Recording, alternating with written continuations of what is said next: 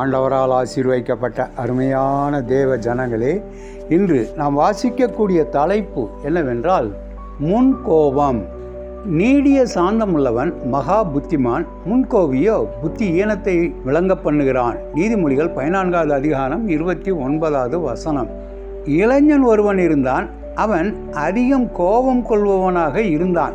எதற்கெடுத்தாலும் பட்டன கோபம் கொள்வான். இதனால் அவப்பெயரை சம்பாதித்ததுதான் மிச்சம். அதை கண்ட இளைஞனின் தந்தை அவனிடம் ஒரு சுத்தியலும் நிறைய ஆணிகளையும் கொடுத்து, இனிமேல் உனக்கு கோபம் வரும்போதெல்லாம் வீட்டின் கொல்லைப்புறத்தில் உள்ள காய்ந்த மரத்தில் இந்த ஆணிகளை அடித்து வை என்று கூறினார். சரி என்று ஒப்புக்கொண்ட அந்த மகன் முதல் நாள் 10 ஆணிகளும், மறுநாள் 7 ஆணிகளும், அதன் பின்பு ஒவ்வொரு நாளும் 5, 2 என படிப்படியாக ஆணிகளை குறைத்து கொண்டே வந்தான். கடைசியில் தந்தையிடம் சென்று, இனி எனக்கு கோபம் வராது என்று கூறினான். இனிமேல் கோபம் வராத நாட்களில் ஒவ்வொரு ஆணியாக பிடுங்கிவிடு என்று அந்த தந்தை அவனிடம் கூறினார். இதை ஏற்றுக்கொண்ட மகன் தந்தையிடம் அடித்த 50 ஆணிகளையும் ஒவ்வொன்றாக பிடுங்கிவிட்டு, மறுபடியும் போய் எல்லா ஆணிகளையும் நான் பிடுங்கிவிட்டேன்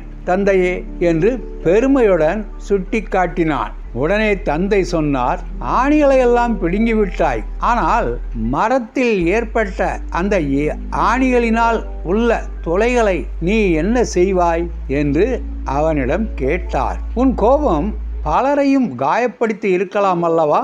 நீ பிறரிடம் காட்டிய கோபம் அவர்களை காயப்படுத்தி இருக்கும். அவர்கள் உன்னை மன்னித்தாலும் அந்த காயம் மாறாது என்பதை நீ மறந்துவிடாதே என்று கூறினார். வேதாகமத்தில் கோபம் என்ற வார்த்தை 262 முறை பயன்படுத்தப்படுகின்றது. பலர் கோப சூழ்நிலையிலேயே வாழ்கின்றனர். இந்த கோபத்திற்கு தமிழில் எத்தனையோ வார்த்தைகள் சொல்லப்படுகிறது. சீனம், சீற்றம், வெகுளி, கொதிப்பு, எரிச்சல், வன்மம் என்றெல்லாம் சொல்லப்படுகின்றது. இன்று தீமைகளுக்கும் வன்முறைகளுக்கும் காரணம் முன்கோபம். உள்ளத்தின் உணர்ச்சி கொந்தளிப்பின் வெளிப்பாடுதான் கோபமாகும். இன்று தேவ பிள்ளைகளின் வாழ்வில் கோபம் தீரா பகையை உருவாக்கி குடும்பத்தில் அமைதியற்ற தன்மை, கலவரம், பழிவாங்கும் எண்ணம் போன்ற துடிப்புகளுக்கு காரணமாகி கொண்டிருக்கின்றது. கோபம் தேவனுடைய நீதியை நடப்பிக்காது. கோபம் தீரா வலியை ஏற்படுத்தும். நல்ல நண்பரையும் இழக்கச் செய்யும். சீக்கிரமாய் கோபம் கொள்பவர் மூடர் என்று சாலமோன் சொல்கின்றார். வேத புருஷர்களில் பலர் கோபத்தால் தோல்வி அடைந்து உள்ளனர். மோசே இரக்கமுள்ளவன்தான். தேவ பிள்ளைகளை வழி நடத்தினவன்தான்.